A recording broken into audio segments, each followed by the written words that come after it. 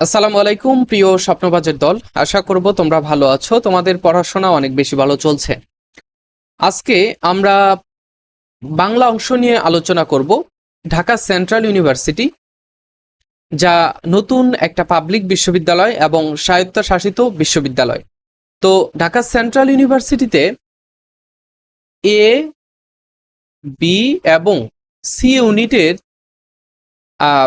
পরীক্ষা হবে, ভর্তি পরীক্ষা অনুষ্ঠিত হবে। তো আমরা বি ইউনিটের বাংলা, ইংরেজি এবং সাধারণ জ্ঞানের আলোচনা করব ধারাবাহিকভাবে। আজকের এই ক্লাসে আমরা ঢাকা সেন্ট্রাল ইউনিভার্সিটির কলা ও সামাজিক বিজ্ঞান অনুষদ অর্থাৎ বি ইউনিটের প্রশ্ন সমাধান করব, অর্থাৎ 24-25 শিক্ষাবর্ষের। এই প্রশ্নটা হচ্ছে 2024-25 শিক্ষাবর্ষের আসা একটি প্রশ্ন, এবং এই প্রশ্নের আজকে বাংলা অংশে আলোচনা করব। ঠিক আছে, চলো। তো এইখানে আমাদের ক্লাস শুরুর আগেই আমরা একটু বিষয়টা বুঝে নেব। সেটা হচ্ছে যে আমাদের এই অংশে শুধু আমাদের প্রশ্ন সমাধানই করে দেব না, তোমাদের এর সাথে আমাদের যেই গুরুত্বপূর্ণ ব্যাখ্যাগুলো রয়েছে সেই ব্যাখ্যাগুলো নিয়েও আলোচনা করব। সেজন্য তোমাদের কি করতে হবে, তোমাদের অবশ্যই একটা নোটবুক সাথে রাখতে হবে। যেই যেই গুরুত্বপূর্ণ টপিক থেকে প্রশ্ন এসেছে সেগুলো নোট করে নিতে হবে, এবং যেই যেই ব্যাখ্যা আমি তোমাদের বলবো সেই ব্যাখ্যাগুলো তোমাদের জন্য ইম্পর্টেন্ট। ঠিক আছে, ওকে। তো চলো আমরা শুরু করি।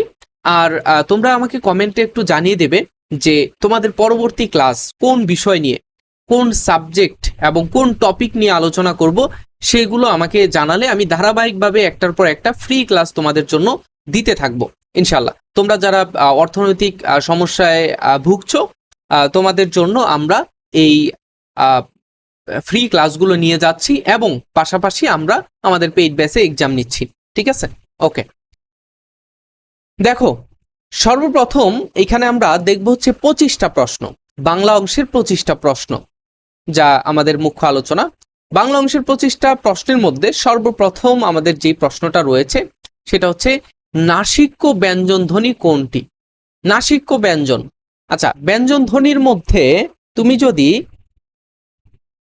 তুমি যদি এইভাবে লক্ষ্য করো, ক খ তোমরা ছোটবেলায় যেটা পড়েছো, ক খ গ ঘ ঙ, চ ছ বর্গীয় চ, ঝ ইয়, ট ঠ ড ঢ মূর্ধন্য, ত থ দ ধ দন্ত ন, প ফ ব ভ ম। ওকে, আমরা ছোটবেলা থেকেই যখন আমরা স্বরবর্ণ ব্যঞ্জন বর্ণ শিখি, তখন কিন্তু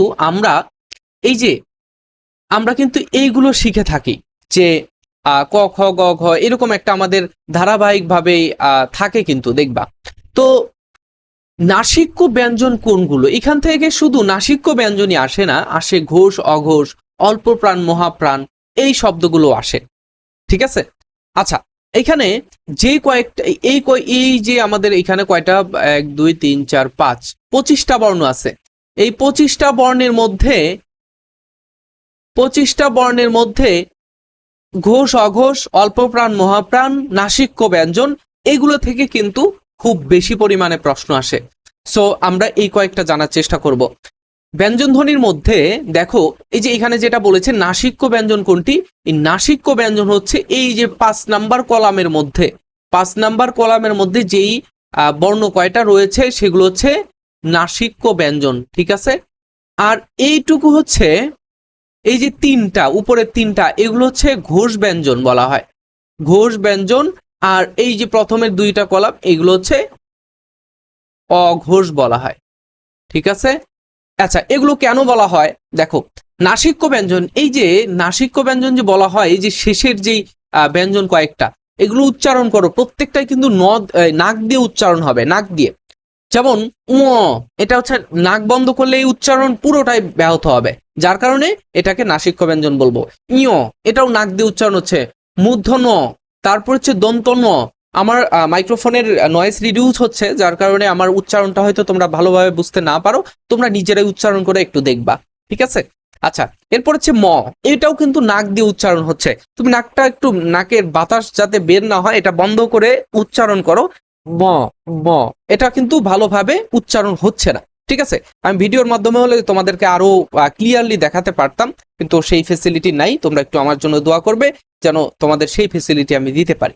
ওকে, এরপর হচ্ছে অল্প প্রাণ মহাপ্রাণ। অল্প প্রাণ দেখো দেখো, প ফ ব ভ, এই যে প এবং ব এই লাইনের মধ্যে যেটা রয়েছে সেগুলো হচ্ছে অল্প প্রাণ, এইগুলোর মধ্যে যেগুলো রয়েছে সেটা হচ্ছে মহাপ্রাণ। দেখো এটা হচ্ছে তোমার যখন বায়ু প্রবাহর মানে বেশি এবং কম তার উপর নির্ভর করে অল্প প্রাণ এবং মহাপ্রাণ ইয়ে করা হয়, ঠিক আছে? অল্প প্রাণ এবং মহাপ্রাণ বায়ু প্রবাহের উপরে নির্ধারণ করা হয়। বায়ু প্রবাহ যদি বেশি হয় তাহলে মহাপ্রাণ, আর বায়ু প্রবাহ কম হলে সেটা অল্প প্রাণ। দেখো, ক উচ্চারণ করতে যে কষ্টটুকু আমার হয় তার থেকে বেশি কষ্ট হয় খ উচ্চারণ করতে। খ একটু মানে জোর দিয়ে বলা হয়, গ ঘ। তারপর হচ্ছে তোমার এখানে যদি ধরো ত থ, তারপর হচ্ছে দ ধ। এটা হচ্ছে তোমার, দেখো তুমি নিজে উচ্চারণ করলেই তুমি বুঝতে পারবা যে অল্প প্রাণ কোনটা, মহাপ্রাণ কোনটা, ঠিক আছে? ওকে, এরপরে আসি ঘোষ অঘোষ। আমার বায়ু প্রবাহ ভিতর থেকে, ব্যঞ্জন ধ্বনি উচ্চারণ করতেই তো আমাদের বায়ু প্রবাহ ভিতর থেকে আসে, তাই না? এখন বায়ু প্রবাহ ভিতর থেকে আসতে যেই বায়ু প্রবাহ ভিতর থেকে আসতে যদি আমাদের যে বাকযন্ত্র রয়েছে সেখানে যতটুকু ঘেঁষে বের হয়ে আসবে তার উপর নির্ধারণ করা হয় আমাদের ঘোষ ধ্বনি অঘোষ ধ্বনি, ঠিক আছে? আচ্ছা, এখানে ঘোষ ধ্বনি অঘোষ ধ্বনি এই কয়টার মধ্যে যে কয়টা আছে সেই কয়টাই আমি আলোচনা করছি। এরপরে কিন্তু আরো অনেকগুলো বর্ণ আছে, তোমরা একটু বইটা খুলে একটু দেখবা, ঠিক আছে? পরীক্ষার আগে অবশ্যই তোমাদের দেখতে হবে। আচ্ছা, দেখো অঘোষ ধ্বনি ক এবং খ, এটা উচ্চারণ করতে তোমার বায়ু প্রবাহ অত বেশি ঘেঁষে আসে না। গ ঘ উচ্চারণ করতে কিন্তু তার থেকে বেশি আসে, এবং এই যে উ বা ইয় এই নাসিক্য ব্যঞ্জনগুলো উচ্চারণ করতে ঘেঁষে আসে বেশিরভাগ, ঠিক আছে? আশা করব বুঝাতে পেরেছি। তো আমাদের ক্লাসটা একটু লং হবে, এই জন্য তোমাদেরকে অবশ্যই সাথে থাকতে হবে, ঠিক আছে? ওকে, আচ্ছা, 2 নাম্বার যে প্রশ্নটা, আমরা প্রত্যেকটা প্রশ্ন এরকম ভাবে ব্যাখ্যা করব যাতে তোমাদের পরবর্তীতে কোনো সমস্যা না হয়। দেখো, কোন ভাষা হতে বাংলা ভাষার উৎপত্তি? আচ্ছা, বাংলা ভাষা যে ভাষায় আমরা কথা বলি সেই ভাষার উৎপত্তি বা জন্ম আমাদেরকে জানতে হবে, তাই না? আচ্ছা, দেখো, সংস্কৃত, পালি, বজ্রবুলি, প্রাকৃত, প্রত্যেকটাই আমার মনে হচ্ছে সংস্কৃত থেকে বাংলা ভাষার জন্ম হয়েছে, কেননা সংস্কৃতর সাথে বাংলার একটা মারাত্মক সম্পর্ক রয়েছে। তারপর হচ্ছে পালি। পালি আমাদের খুব পরিচিত মনে হচ্ছে, যে পালি ভাষাটাও তো আমাদের বাংলা ভাষার কাছাকাছি। বজ্রবুলি তো মনে হচ্ছে নির্ঘাত এটাই হবে, কিন্তু হবে হচ্ছে প্রাকৃত। আমাদের বাংলা ভাষার জন্ম হচ্ছে ইন্দো ইউরোপীয় ভাষা বংশ থেকে। ইন্দো ইউরোপীয়, এটা একটু মনে রাখবা, ইন্দো ইউরোপীয় ভাষা বংশ থেকে। ইন্দো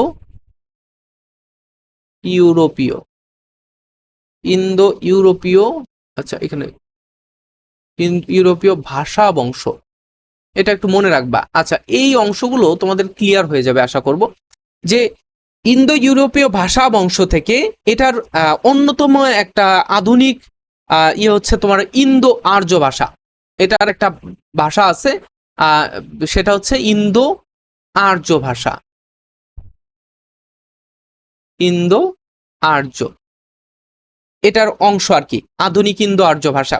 এবং এইখানে এটার বয়স হচ্ছে প্রায় 1300 থেকে 1500। এটার বয়স কত? 1300 থেকে 1500। ওকে, এরপরে এখানকার একটা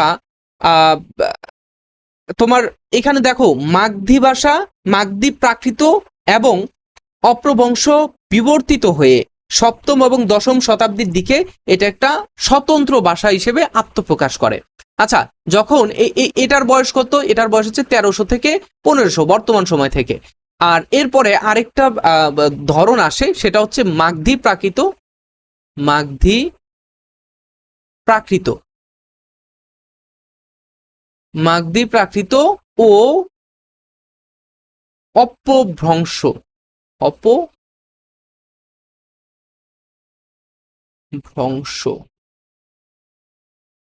লেখা বোঝা যাচ্ছে আশা করব।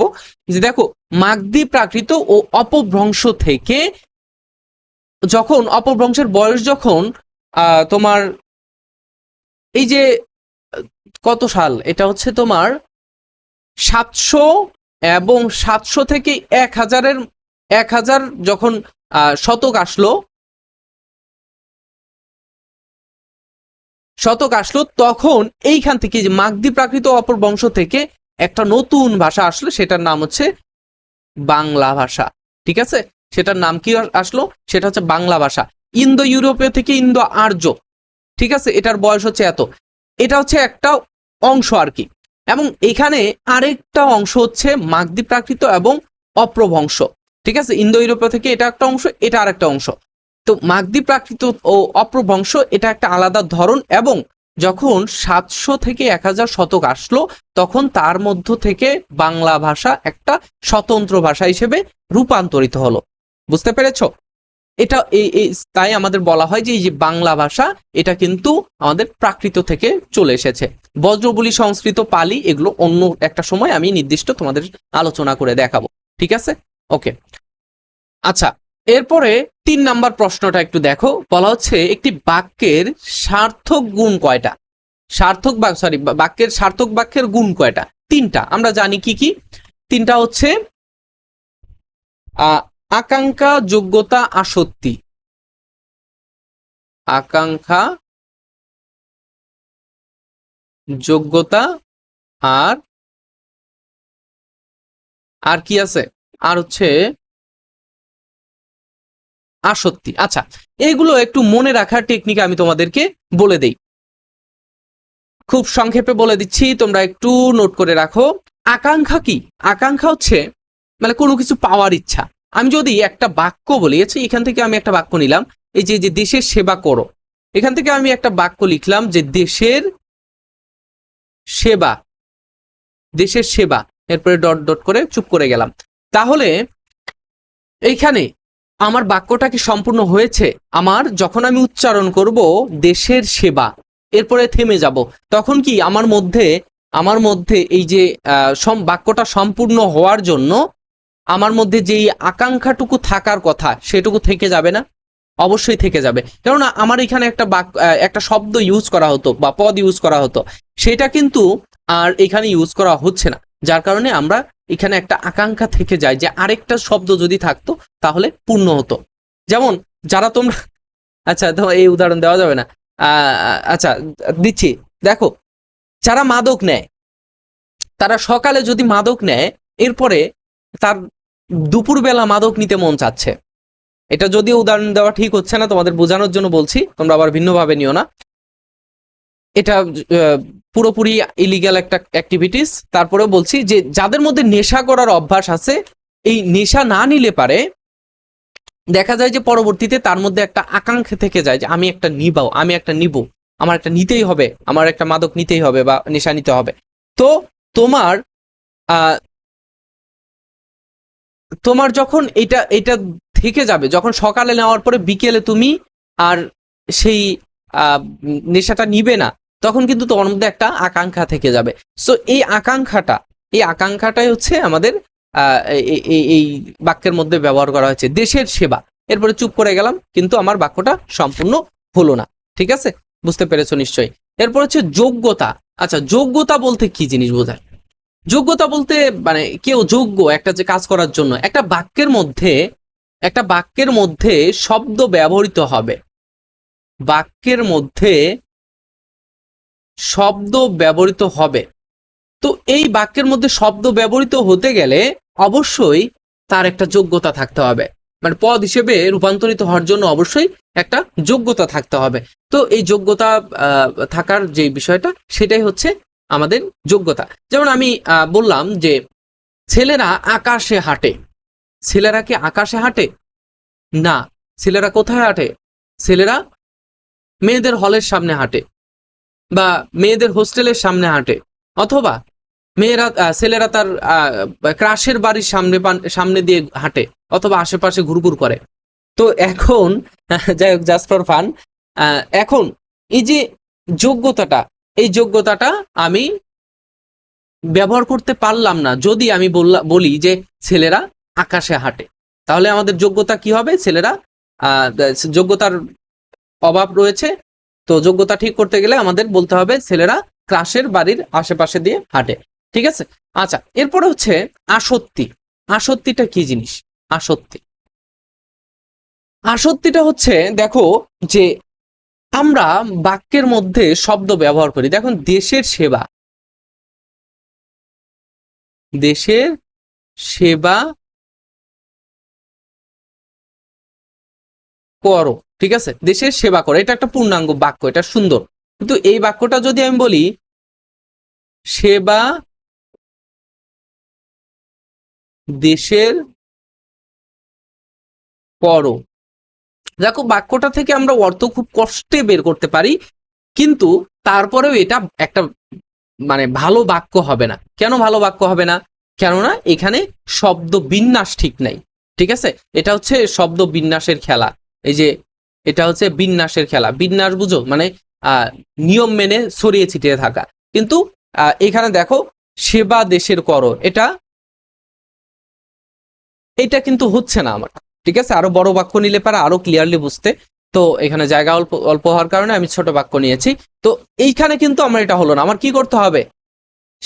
দেশের সেবা করো, এটা না লিখে আমি লিখলাম সেবা দেশের করো। সো এটা হচ্ছে না, এটা হচ্ছে আসক্তির খেলা। বুঝতে পেরেছো? আচ্ছা, এরপরে আমরা নিচের প্রশ্নে চলে যাই, 4 নাম্বার প্রশ্নে। সেটা কি? সেটা হচ্ছে কোন বানানগুচ্ছ শুদ্ধ? কোন বানানগুচ্ছ শুদ্ধ? দেখো এখানে শুদ্ধ বানানগুচ্ছর মধ্যে আমরা পাচ্ছি হচ্ছে বি নাম্বারটা, সঠিক হচ্ছে বি। তাহলে আমাদের এখানে ভুল কোনটা কোনটা? এই যে গীতালি, এইখানে আমাদের আসবে হচ্ছে হ্রস্ব ইকার, এইখানে সবগুলোই সঠিক। সমীচীন বানানে মূর্ধন্য হবে, সমীচীন। আকুতি বানান ঠিক আছে। বিকর্ণ বিকীর্ণ, বিকীর্ণ বানানে এখানে দীর্ঘ ইকার হবে, ঠিক আছে। আর সম প্রণিধান বানানে আমাদের এখানে মূর্ধন্য হবে, উচিত বানান ঠিক আছে। সো এই যে এই বানানগুলো এখানে তোমরা একটু দেখে নিবা, এগুলো অবশ্যই তোমরা পরীক্ষার হলে পাবা ইনশাল্লাহ, ঠিক আছে। আচ্ছা, এরপর হচ্ছে অনুজ্ঞা সূচক বাক্য। অনুজ্ঞা সূচক, অনুজ্ঞা এর ইংরেজি হচ্ছে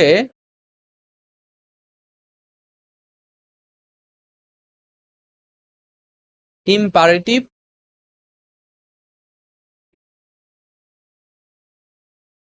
লেখা অনেক ছোট ছোট না, তোমরা একটু পারলে একটু জুম করতেও পারো। আচ্ছা, আমি করে দিচ্ছি, কিন্তু আমার একটু জায়গার দরকার লেখার জন্য, যার কারণে আমি থাক, ঠিক আছে, জুম করার প্রয়োজন নাই। দেখো কোনটা ইম্পারেটিভ সেন্টেন্স। আমরা ইম্পারেটিভ সেন্টেন্স বলতে কি বুঝি? যেখানে যে বাক্যে আদেশ করবে, যে বাক্যে নিষেধ করবে, যে বাক্যে তোমার অনুরোধ করবে, ঠিক আছে, এইগুলো না, এইগুলো। তো এইগুলো হচ্ছে তোমার ইম্পারেটিভ সেন্টেন্স। সো এখানে দেখো ইম্পারেটিভ সেন্টেন্স কোনটা বেশ ভালো হয়েছে, এটা বিবৃতি দিচ্ছে, এটা হচ্ছে বিবৃতি দিচ্ছে, ঠিক আছে, এটা বিবৃতি যে ভালো হয়েছে, ওকে ঠিক আছে, এটা একটা ঘোষণার মতো হয়ে গেল, এটা ভালো হয়েছে। এরপরে দেখো কি অদ্ভুত লোক, এটা এটা কি হবে? এটা আবেগ বাক্য, আবেগ, আবেগ দিয়েছে, আবেগ, ঠিক আছে, এর এর মধ্যে একটা আবেগ আমরা পাই। কি অদ্ভুত লোক, কি অদ্ভুত লোক, এখানে এই যে ইন্টারজেকশন একটা সাইন দিয়েছে, ওকে। এরপর হচ্ছে তারা পাষাণ নয়, এটাও একটা বিবৃতি হয়ে গেল, ঠিক আছে, এটা একটা ঘোষণা বা বিবৃতি। অ্যান্সার হবে ডি নাম্বার। কেন? দেশের সেবা করো, এখানে কি বুঝিয়েছে? উপদেশ বুঝিয়েছে, আদেশ, উপদেশ, নিষেধ, অনুরোধ, উপদেশ, ঠিক আছে, এখানে উপদেশ বুঝিয়েছে। সো এটা হবে আমাদের ইম্পারেটিভ সেন্টেন্স বা অনুজ্ঞা সূচক বাক্য। বুঝতে পেরেছো? আচ্ছা, এরপরে আমরা দেখবো হচ্ছে 6 নম্বর প্রশ্ন, সমাস থেকে এসেছে। আচ্ছা, সমাসের মধ্যে, সমাস নিয়ে তোমরা অনেক ভয় পাও, আমি যেটা বুঝি, সমাস, সন্ধি, প্রকৃতি প্রত্যয়, এক সময় আমারও ভয় ছিল, আমি প্রচুর ক্লাস করেছি অনলাইনে এটার উপরে। ঠিক আছে, এখন তারপরে আমি নবম দশম শ্রেণীর যে বইটা রয়েছে বাংলা ব্যাকরণ, সেটাকে একটু বুঝে পড়েছি, যার কারণে একটু ভেঙে ভেঙে পড়েছি, যার কারণে একটু কোনো মতো আপাতত ক্লিয়ার হয়েছে তোমাদের বুঝানোর উপযুক্ত করার মতো। ঠিক আছে, আচ্ছা, বহুব্রীহি সমাস কি জিনিস? বহুব্রীহি সমাস হচ্ছে এমন একটি আচ্ছা, সমাসের মধ্যে তোমরা দুইটা পদ পাও, তাই না? পর পদ, উত্তর পদ, উত্তর পদ, আর কি পাও? পরপদ। ঠিক আছে, উত্তর পদ আর পরপদ। উত্তর পদ এবং পরপদের কোনো অর্থই প্রাধান্য পাবে না, প্রাধান্য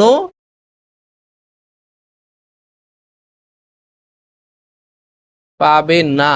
এই যে বহুব্রীহি সমাসের মধ্যে কোনো পদের অর্থই প্রাধান্য পাবে না, বুঝতে পেরেছো? তো এখন দেখো, আমরা আগে আইডেন্টিফাই করি, তারপরে বাকি সমাসের ধরনগুলো নিয়ে একটু আলোচনা করি। মহারাজ, মহান যে রাজা, এখানে রাজা, রাজ মানে হচ্ছে রাজাকেই বোঝানো হচ্ছে, যার কারণে আমাদের পরপদের অর্থ প্রাধান্য পেয়েছে। সো এটা কিন্তু আমাদের বহুব্রীহি সমাস নয়, এটা আমাদের কি বহুব্রীহি সমাস নয়। তাহলে আমাদের বহুব্রীহি সমাস কোনটা হবে? বহুব্রীহি সমাস হবে হচ্ছে তোমার এই যে এখানে দেখো, বহুব্রীহি সমাস হচ্ছে বিচিত্র কর্মা। বিচিত্র কর্ম যার, এটা এটা এটা একটু ব্যাস বাক্য খাটাবা। বিচিত্র কর্ম যার, বিচিত্র কর্ম যার। আচ্ছা, বিচিত্র কর্ম কার? একটা ব্যক্তির। তো এখানে কিন্তু ব্যক্তির কোথাও কোনো এই উত্তর পদ পরপদ কোথাও কিন্তু ব্যক্তি সম্পর্কে কিচ্ছু বলা নাই, মানে ব্যক্তি শব্দটা নিয়ে কোনো কিছুই বলা নাই। সো এটা একটা ব্যক্তি বা মানুষ সম্পর্কে বলা হচ্ছে, যার কারণে এখানে কোনো অর্থই প্রাধান্য পায় নাই, বুঝতে পেরেছো? আচ্ছা, আরেকটা হচ্ছে, এটাও আমাদের আরেকটা অর্থ হতে পারে এই যে বর্ণচরা, এই দুইটাই হতে পারে। ঠিক আছে, তবে বর্তমানে অনেক এই আধুনিক ভাষাবিদ যারা বা ব্যাকরণবিদ যারা, তারা কিন্তু এই বিচিত্র কর্মাকে, এই দুইটা অপশনের মধ্যে বিচিত্র কর্মাকেই প্রাধান্য রেখেছে। ঠিক আছে, সো এটা যদি না থাকে, তোমরা বর্ণচরাও যদি কোথাও পাও দিয়ে দিতে পারো। ঠিক আছে, বর্ণ চুরি করে যে, এটাও একটা ব্যক্তিকে, বর্ণ চুরি করে যে, এটাও কিন্তু একটা ব্যক্তিকে বোঝানো হচ্ছে, এটা একটা ব্যক্তিকে বোঝানো হচ্ছে। এখানে বর্ণকেও বোঝানো হচ্ছে না, চোরকেও বোঝানো হচ্ছে, চোরাকেও বোঝানো হচ্ছে না, এখানেও ব্যক্তি, এখানেও ব্যক্তিকে বোঝানো হচ্ছে, যার কারণে এখানে তৃতীয় একটা পদ প্রাধান্য পেয়েছে। সো এখানে এই দুইটা পদ, দুইটাই সঠিক অ্যান্সার। আর মৃদু মন্দ দুইটাই বিশেষণ। ঠিক আছে, দুইটাই বিশেষণ। এখানে মৃদু অথচ মন্দ, এটার ব্যাস বাক্য যদি আমরা করি মৃদু অথচ মন্দ, তো এইটা কিন্তু হয়ে যাচ্ছে আমার দুইটা অর্থ, দুইটা সব ইয়েই প্রাধান্য পাচ্ছে। ঠিক আছে, দুইটা পদই প্রাধান্য পাচ্ছে। সো এটা হয়ে যাবে আমাদের কর্মধারয় সমাস। ঠিক আছে, এটাও কর্মধারয়, কর্মধারয়, এটাও কর্মধারয় হবে। ঠিক আছে, এটাও আমাদের কর্মধারয় সমাস। ওকে, বুঝতে পেরেছো নিশ্চয়? আচ্ছা, যতটুকু বোঝাতে পেরেছি, পরবর্তীতে আরো ক্লাস আসবে, এটা সেখানে আরো বিস্তারিত আলোচনা করা হবে। ওকে, দেখো, এরপরে সপ্তম নাম্বার প্রশ্ন বলা হচ্ছে যে উৎসগত দিক থেকে, উৎসগত দিক থেকে বাংলা ভাষাকে কয় ভাগে ভাগ করা হয়? ভাষাকে না, বাংলা শব্দকে কয় ভাগে ভাগ করা হয়? 4 ভাগে। কিভাবে? দেশি শব্দ, বিদেশি শব্দ। গতকাল এসএসসি, আজকে হচ্ছে এসএসসি পরীক্ষা হচ্ছে, তো গতকাল কিন্তু আমাদের যে এসএসসির ব্যাচটা রয়েছে, সেখানেও আমি কালকে শিখাচ্ছিলাম যে বাংলা ভাষার শব্দ, বাংলা ভাষায় শব্দ কত প্রকার। ঠিক আছে, এটা হচ্ছে উৎপত্তিগত দিক থেকে বা উৎসগত দিক থেকে শব্দ 4 প্রকার, দেশি বিদেশি, আর হচ্ছে তোমার সংস্কৃত বা তৎসম, সংস্কৃত বা তৎসম, আর হচ্ছে তদ্ভব। তদ্ভব, এই যে 4টা ধরন, দেশি বিদেশি সংস্কৃত তদ্ভব, তো এইগুলো হচ্ছে আমাদের এই যে শব্দের প্রকারভেদ উৎসগত দিক থেকে, ঠিক আছে, উৎপত্তিগত দিক থেকে। সো এটা তোমরা মাথায় রাখবে। ওকে, আচ্ছা। এরপরে আমরা 8 নাম্বার প্রশ্নে চলে যাব। 8 নাম্বার প্রশ্নে বলা হচ্ছে যে বাহুল্য গঠিত দোষে দুষ্ট কোনটি? বাহুল্য, বাহুল্য মানে হচ্ছে অতিরিক্ত, বাহুল্য মানে অতিরিক্ত, অতিরিক্ত। যখন যখন তুমি মনে করো আইএলটিএস দিবা, বিদেশে চলে যাবা, মানে ইংরেজি শিখতেছো তুমি, এখন তুমি সাইফুরসেও সরি আমি দুঃখিত নাম বলার জন্য, তুমি একটা কোচিং এ ভর্তি হয়েছো, আরেকটা কোচিং এ তুমি ভর্তি হয়েছো, একটা কোচিং এ যা শেখায় অন্য কোচিংটাতে ওই একই জিনিস শেখায়, তাই না? তো যার কারণে তোমার মধ্যে একটা বাহুল্য, অতিরিক্ত কিছু চলে আসছে, অতিরিক্ত তুমি সময় মেনটেন করতে পারতেছো না, এটা তোমার জন্য নেগেটিভ কিছু। তো এই জিনিসটা হচ্ছে একটা বাক্যের মধ্যে যখন, বা সরি একটা শব্দের মধ্যে যখন চলে আসে, তখন কিন্তু সেটা একটা বাহুল্য, একটা দোষে দুষ্ট হয়, সেটা হচ্ছে বাহুল্য দোষে দুষ্ট, ঠিক আছে? তো এখানে দেখো এই যে কার্পণ্য শব্দটা, এটাও সঠিক, এটা সঠিক অ্যান্সার, শুধুমাত্র এটাও সঠিক অ্যান্সার। এখানে দেখো কার্পণ্য শব্দটাকে যদি আমরা ভাঙ্গি, তাহলে কৃপণ, কৃপণ যোগ জফলা, জফলা, অথবা যে কোনো আমি এটা দিতে পারি ত বা তা, ঠিক আছে? এটা, এই দুটা কিন্তু আমার এখানে সাফিক্স হিসেবে ব্যবহৃত হয়েছে। ছো আমি দেখো এখানে এখানে আমি এই যে কৃপণের সাথে যখন এই এই সাফিক্স যুক্ত করব, তখন সেটা হয়ে যাবে একটা বিশেষণ। কৃপণ হচ্ছে একটা বিশেষণ, আর কার্পণ্যতা বা কার্পণ্য অথবা কৃপণতা এটা হচ্ছে একটা বিশেষ্য। সো বিশেষ্য করতে গেলে আমার এই বিশেষণের সাথে এই যে আমাদের সাফিক্স গুলো যুক্ত করতে হবে। সো এই সাফিক্স গুলোর মধ্যে যে কোনো একটা, যদি জফলা আমি যুক্ত করি তাহলে কার্পণ্য আসবে, আর যদি তা শুধু যুক্ত করি তাহলে আসবে হচ্ছে কৃপণতা। সো এখানে কিন্তু যে কোনো একটা বসালেই হতো, কিন্তু তারা দুইটাই বসিয়েছে, যে জফলাও বসিয়েছে, তাও বসিয়েছে, যার কারণে এটা একটা বাহুল্য দোষে দুষ্ট, ঠিক আছে? আচ্ছা, আবার শুধুমাত্র কেন, এটাও অ্যান্সার। দেখো আমরা যদি শুধু বলি অথবা মাত্র বলি তাহলেই কিন্তু হয়ে যাচ্ছে, আমাদের দুইটাই ইউজ করার কোনো প্রয়োজন ছিল না, কিন্তু এখানে দুইটা ইউজ করার কারণে বাহুল্য দোষে দুষ্ট হয়েছে। আচ্ছা, সকাতর এটা একটা ভালো শব্দ, সো এটা কোনো দোষে দুষ্ট না। আকুলিত, এটাও ভালো একটা শব্দ, এখানেও কোনো দোষ নাই। কুহেলি, কুহেলি শব্দের অর্থ হচ্ছে কি? কুয়াশা, কুহেলি, ঠিক আছে? এটা হচ্ছে তোমরা তাহার এই পরে মনে কবিতা থেকে একটা শব্দ নিয়েছে। পেন্টাগন, পেন্টাগন কি? হ্যাঁ, পেন্টাগন কি বলো? পেন্টাগন হচ্ছে তোমার আমেরিকার কোন যেন একটা অধিদপ্তর, পেন্টাগন, বা সেখানে পেন্টাগন একটা বিল্ডিং, এবং সেখানে অধিদপ্তর রয়েছে আমেরিকার। যাই হোক, সেদিকে আমরা না যাই, পলিটিক্স বা মহাদেশীয় বা আন্তর্জাতিক বিষয়ে। পেন্টাগন শব্দের পারিভাষিক শব্দ হচ্ছে পঞ্চভুজ। পেন্টাগন, পেন্টাগনের পারিভাষিক শব্দ কি? পঞ্চভুজ। সো পারিভাষিক শব্দ তোমরা কোথায় থেকে পড়বে একটু বলে দেই।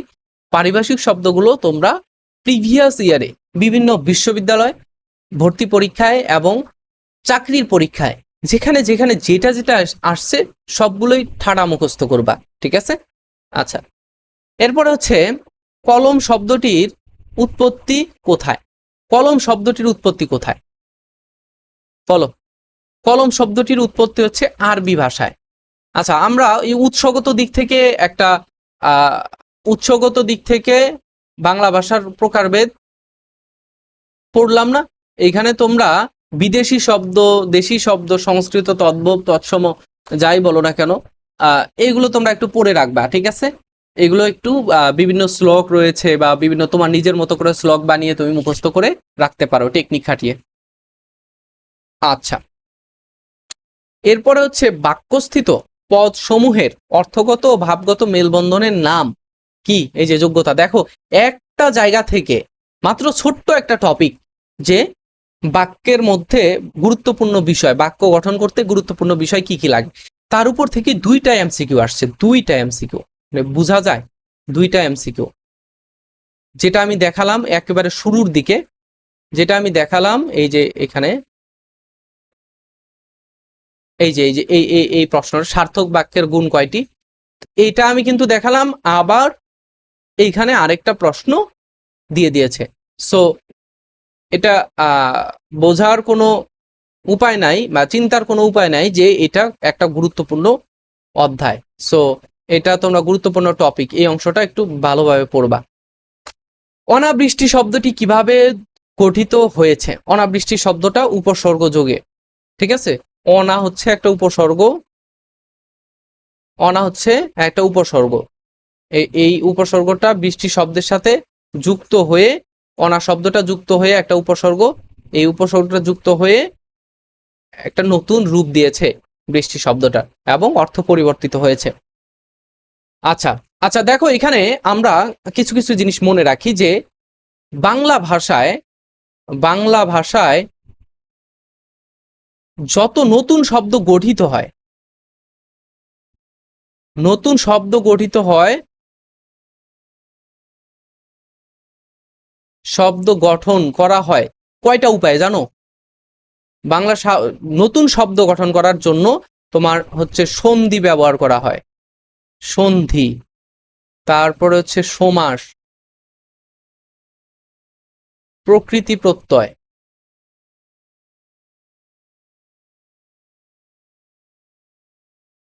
প্রকৃতি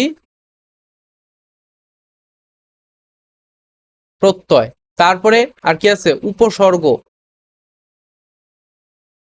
উপসর্গ, আর হচ্ছে নতুন শব্দ গঠন করার আর কি আছে? আচ্ছা আরো দুই একটা আছে, আমরা আপাতত এখন মনে পড়ছে না। নতুন শব্দ, সন্ধি, সমাস, প্রকৃতি প্রত্যয়, উপসর্গ, আর কি আছে? আর কিছু নাই। আচ্ছা আমার যতটুকু মনে আছে আর কিছু নাই, এর বাইরে তেমন কিছু নাই। সো এইগুলোর মাধ্যমে কিন্তু তোমরা এই যে নতুন শব্দ গঠন করতে পারো, ঠিক আছে? আরেকটা আছে, সরি আরেকটা আছে, এটা হচ্ছে বিভক্তি, ঠিক আছে? বিভক্তি, বিভক্তির মাধ্যমে নতুন শব্দ গঠন করা হয়, ঠিক আছে? সো এই যে এই পাঁচটা উপায়ে কিন্তু বাংলা ভাষায় নতুন শব্দ গঠন করা হচ্ছে। সো এইখান থেকে যে কোনো প্রশ্ন চলে আসবে।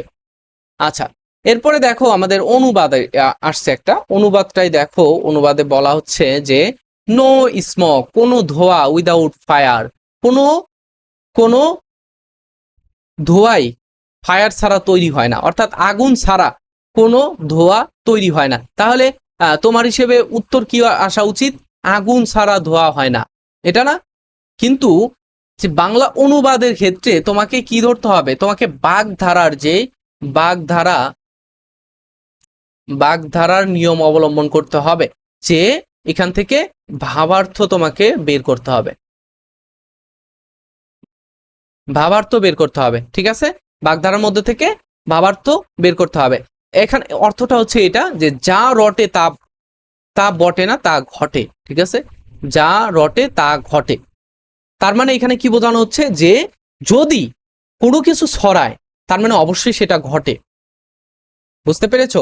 যদি কিছু ছড়ায় অবশ্যই সেটা ঘটে, কিন্তু এটা চিরন্তন সত্য না, চিরন্তন সত্য না। এটা আগের যুগের মানুষ সাংস্কৃতিক এবং সামাজিক দিক থেকে এগুলো বিভিন্ন শ্লোক বা বিভিন্ন বাক্য তৈরি করেছে, কিন্তু এটা আসলে বাস্তবতার সাথে তেমন মিল নাই, ঠিক আছে? বর্তমান গুজব বলে অনেক কিছুই বের হইছে, যেটা ঘটেই নাই, এআই দিয়ে এবং গুজব দিয়ে সেটা কিন্তু প্রকাশ করা হচ্ছে। যাই হোক, তারপরে তোমাদের পড়ার সাথে এটা তোমরা একটু মনে রাখবা, ঠিক আছে?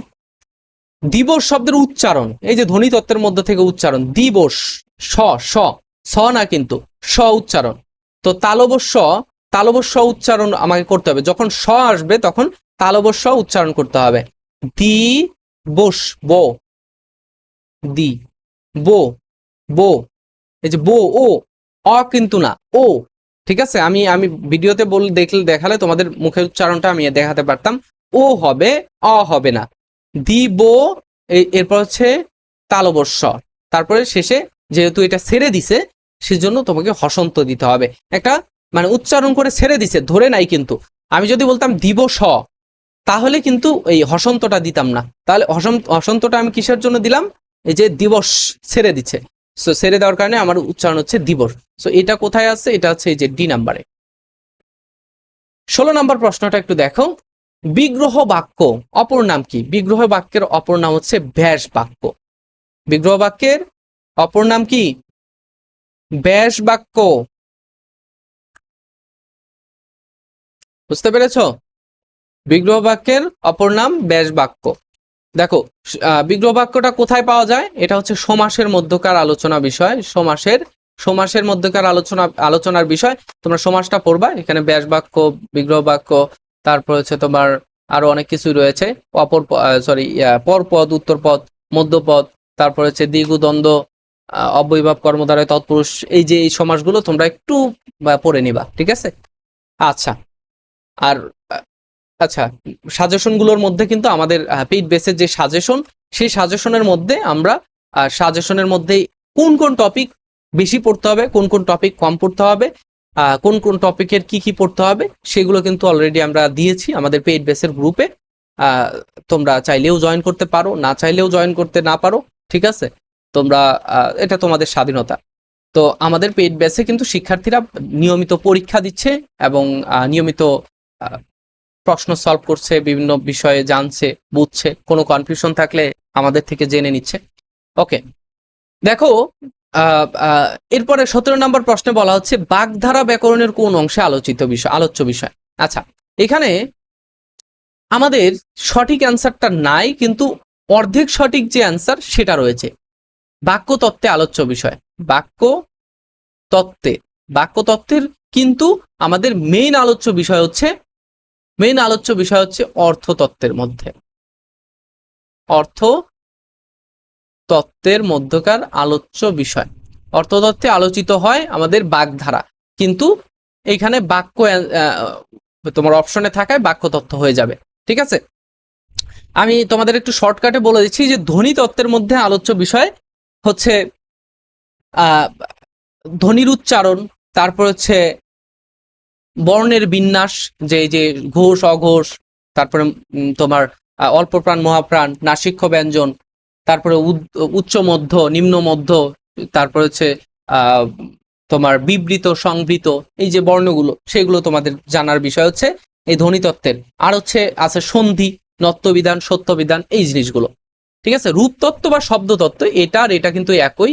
তো এইখানে যেটা আলোচিত হয় সেটা হচ্ছে আমাদের লিঙ্গ, পদ, বচন, ধাতু, শব্দ গঠন, উপসর্গ, প্রত্যয়, তারপর হচ্ছে তোমার সমাস, ঠিক আছে? তারপর হচ্ছে পদাশ্রিত নির্দেশক, ঠিক আছে? পদাশ্রিত নির্দেশক এবং পদের শ্রেণী বিভাগ, অর্থাৎ বিশেষ্য, বিশেষণ, সর্বনাম, অব্যয়ক্রিয়া, এগুলো, ঠিক আছে? আচ্ছা, আর আমাদের অর্থতত্ত্বের মধ্যে বাক্যতত্ত্বের মধ্যে কি আলোচনা হয় সেটা হচ্ছে বাক্যের অংশ, প্রকারভেদ, বাক্যের যোগ্যতা, মানে সার্থক বাক্যের কি গুণ সেগুলো, তারপর হচ্ছে বাক্য সংকোচন, প্রসারণ, এক কথায় প্রকাশ, এরপর হচ্ছে বিরাম চিহ্ন, ঠিক আছে? এই জিনিসগুলো তোমরা বাক্যতত্ত্বের মধ্যে আলোচনা পাবা। এরপর হচ্ছে অর্থতত্ত্বের মধ্যে যেগুলো রয়েছে সেগুলো হচ্ছে তোমার এই যে বাগধারা, তারপরে হচ্ছে তোমার মুখস্থ বিদ্যার মধ্যে যেগুলো আছে আর কি, সেগুলো হচ্ছে তোমার অর্থতত্ত্বের মধ্যে আলোচ্য বিষয়, ঠিক আছে? ওকে, আচ্ছা, এরপরে দেখো আমাদের 18 নম্বর প্রশ্নে বলা হচ্ছে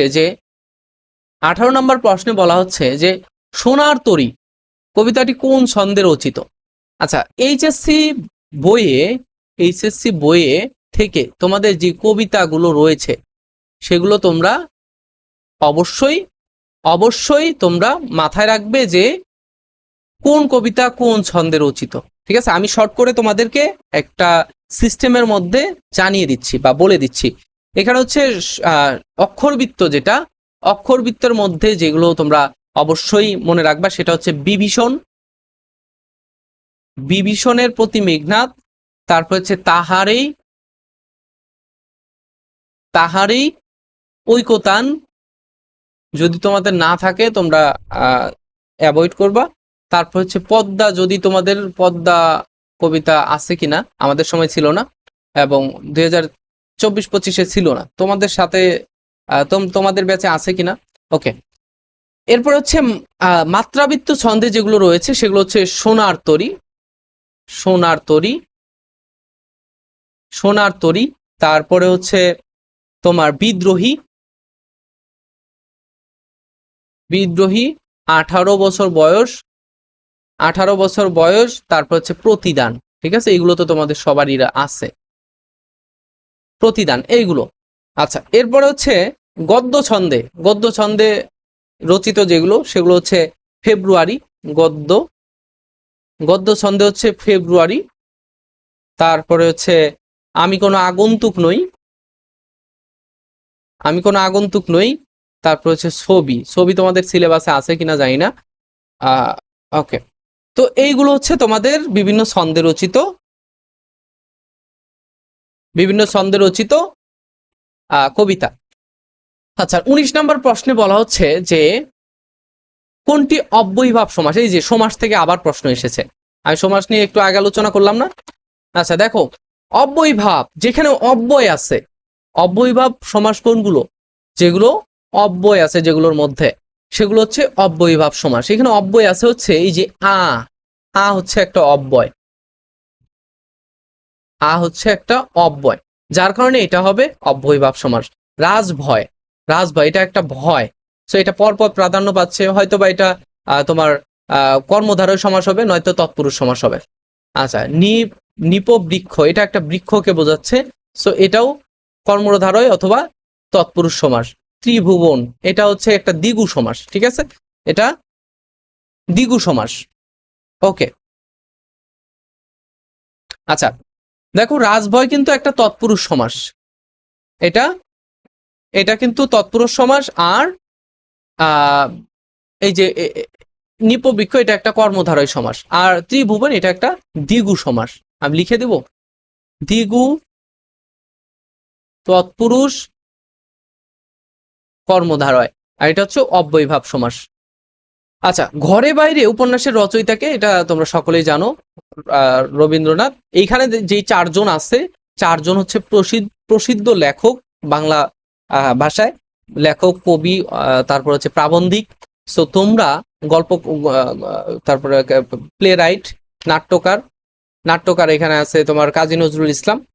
সো এবং তোমরা এইখানকার যত এদের মানে উল্লেখযোগ্য কর্ম, সেগুলো তোমরা একটু পড়বে, ঠিক আছে। আচ্ছা, এরপর হচ্ছে মা মেয়েকে আকাশ দেখাচ্ছেন, এটা কোন ধরনের, এখানে ক্রিয়ার উদাহরণ, কোন ধরনের ক্রিয়া। আচ্ছা, যে ক্রিয়ার প্রকারভেদ, ক্রিয়ার প্রকারভেদ এগুলো তোমরা একটু পড়বা। আমি তোমাদের পরবর্তীতে ক্লাস নিব অবশ্যই, তোমরা সাথেই থাকবা। আর আমি এই ক্রিয়ার প্রকারভেদ, কিন্তু ক্রিয়ার প্রকারভেদ থেকে কিন্তু অনেক বেশি প্রশ্ন আসে, ঠিক আছে। ওকে, দেখো এখানে দ্বিকর্ম ক্রিয়া কেন হলো। আমরা দ্বিকর্ম, যার দুইটা কর্ম, দুইটি কর্ম থাকে যে ক্রিয়ার, তাকে অবশ্যই কি বলতে হবে, দ্বিকর্ম ক্রিয়া। মা মেয়েকে আকাশ দেখাচ্ছেন, এখানে দুইটা কর্ম, কাকে দিয়ে এবং কি দিয়ে প্রশ্ন করব। কি দেখাচ্ছেন, আকাশ, তারপরে কাকে দেখাচ্ছেন, মেয়েকে। এই যে দুইটা কর্ম আমরা পাইলাম, দুইটা কর্ম থাকা, এটা দ্বিকর্ম ক্রিয়া, ঠিক আছে। আচ্ছা, অকর্ম ক্রিয়া কি, যে ক্রিয়ার কোনো কর্ম নাই, মানে যে ক্রিয়ার কোনো অবজেক্ট নাই, সেটা হচ্ছে অকর্ম ক্রিয়া। মিশ্র ক্রিয়া কি, যে ক্রিয়ার তোমার, যে ক্রিয়ার সাথে তোমার ইয়ে রয়েছে, মিশ্র, মানে ক্রিয়ার সাথে হয়তোবা বিশেষ্য আছে, অথবা ক্রিয়ার সাথে বিশেষণ আছে, অথবা অথবা দুইটা ক্রিয়া একসাথে আছে, তখন সেটাকে আমরা বলবো হচ্ছে মিশ্র ক্রিয়া, ঠিক আছে। আর অসমাপিকা ক্রিয়া কোনটা, সেটা হচ্ছে যে যেটার ভাব সম্পূর্ণ প্রকাশ পাবে না যে ক্রিয়ার মাধ্যমে। আমি বললাম যে আমি খেয়ে তারপরে স্কুলে যাব, খেয়ে, এখানে যে খেয়ে শব্দটা উচ্চারণ করলাম, আমি যদি বলি যে আমি খেয়ে তারপরে চুপ করে গেলাম, তখন কিন্তু আমার ভাবটা সম্পূর্ণ হলো না, ঠিক আছে, সম্পূর্ণ হলো না, সম্পূর্ণ হলো না। সো যার কারণে আমরা এটাকে বলতে পারি অসমাপিকা ক্রিয়া, যেটা সমাপ্ত করতে পারে না, ঠিক আছে। আচ্ছা, এরপর হচ্ছে 22 নাম্বার প্রশ্ন, বলা হচ্ছে কি যে সততা একটি মহৎ গুণ। এখানে সততা কোন পদ, এই যে দেখো আমাদের আমাদের বিশেষ্য, বিশেষণ, সর্বনাম, ক্রিয়া, অব্যয় এগুলো থেকে প্রশ্ন আসা শুরু করেছে। দেখো সততা, সৎ হচ্ছে বিশেষণ। সৎ বললে পারে অবশ্যই আমাকে এরপরে কি বলতে হবে? ব্যক্তি। সৎ ব্যক্তি। তো এই যে সৎ শব্দটা কাকে মডিফাই করবে? এই ব্যক্তিকে। সৎ শব্দটা ব্যক্তিকে মডিফাই করবে, যার কারণে কি হচ্ছে যে এই সৎটা হয়ে যাচ্ছে বিশেষণ। কেননা বিশেষণ সর্বনাম অথবা বিশেষ্যকে মডিফাই করে বা প্ররোচিত করে, যার কারণে সৎ শব্দটা হবে বিশেষণ। কিন্তু সততা, যেটা সততা, এই সততা হবে বিশেষ্য। কেননা সততা উচ্চারণ করলে আমরা সততা বলতে একটা গুণের নামকে বোঝাই। ঠিক আছে, একটা গুণের নামকে বোঝাই। যেহেতু একটা নাম, সেহেতু এটা একটা কি হবে? যেহেতু নাম, সেটা হবে বিশেষ্য। ঠিক আছে, এটা হবে কি?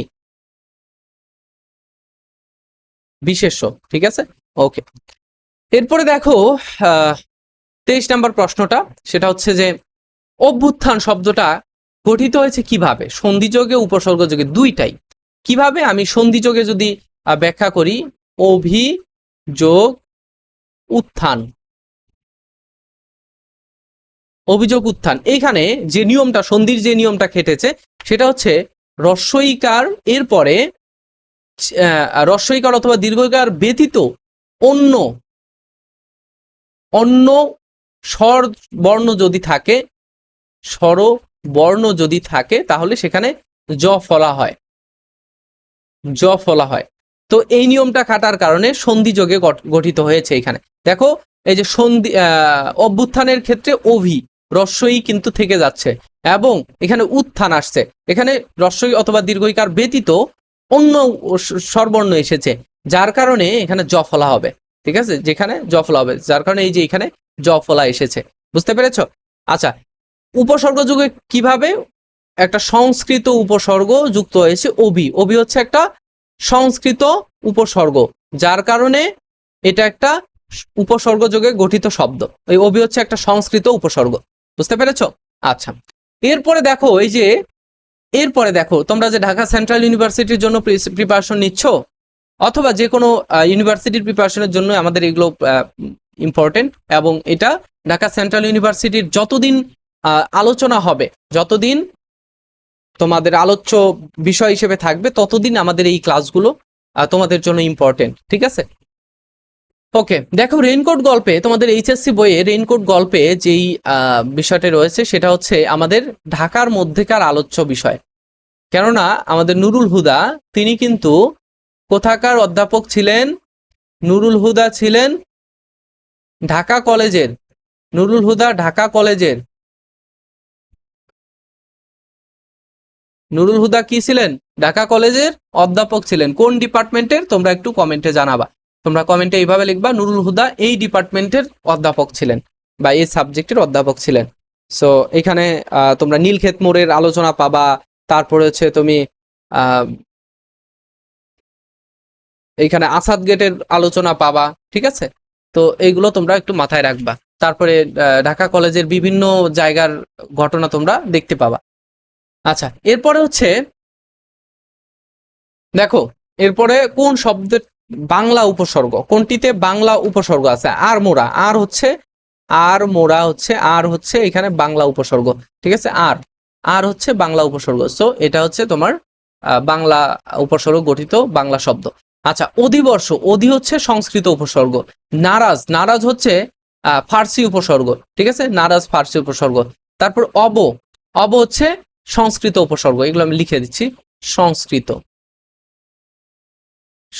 উপসর্গ। এটা হচ্ছে কি? ফার্সি উপসর্গ। এটাও সংস্কৃত উপসর্গ। বুঝতে পেরেছ? তো এই হচ্ছে আমাদের বাংলা অংশের আলোচ্য বিষয়। আমরা অনেকক্ষণ সময় নিয়ে তোমাদেরকে বোঝালাম, প্রায় 40-50 মিনিট। আশা করব যে বাংলা অংশের এই বিষয়গুলো তোমরা খুব ভালোভাবে মনে রাখবে, এবং তোমাদের যেই টপিকগুলো থেকে প্রশ্ন এসেছে সেইগুলো তোমরা বারবার রিভিশন দাও। আমাদের ঢাকা সেন্ট্রাল ইউনিভার্সিটিতে ভালো কিছু করতে হলে অবশ্যই তোমাদের এই এই আলোচনাগুলো তোমাদের বুঝতে হবে, ঠিক আছে? ওকে, তো আজকে এ পর্যন্তই। পরবর্তী ভিডিওতে তোমরা আরো ধারাবাহিকভাবে ক্লাস চাও কিনা আমাকে কমেন্টে একটু জানাবা। এক একজন 2টা করে কমেন্ট করবা, এতে আমাদের ভিডিওরও একটু রিচ বাড়বে। তুমি কিছু পাচ্ছ, অবশ্যই তোমাকে আমাদেরকে কিছু দিতে হবে না। একটু অনুপ্রেরণা না দিলে পারে আমি ভিডিও বানানো ছেড়ে দেবো, ঠিক আছে? সো তোমরা একটু অনুপ্রেরণা দাও। অনুপ্রেরণার আরেক নাম আমার স্টুডেন্ট, ঠিক আছে? তোমরা যারা আমার স্টুডেন্ট আছো তোমরা অবশ্যই আমাকে অনুপ্রেরণা দাও। ওকে, তোমরা ভিডিওতে একটা করে লাইক করবে আর কমেন্ট করে যাবে। আর পরবর্তীতে কি ভিডিও চাও সেগুলো আমাকে কমেন্টের মধ্যে জানিয়ে দেবে ইনশাল্লাহ। আর আমাদের পেইড ব্যাচে কিন্তু ভর্তি চলমান, তোমরা ভর্তি হতে পারো, ঠিক আছে? তো আজকে পর্যন্তই, পরবর্তীতে দেখা হচ্ছে। আল্লাহ হাফেজ, আসসালামু আলাইকুম। ফারুক একাডেমি লেভেল আপ স্কুলের সাথেই থাকবে ইনশাল্লাহ।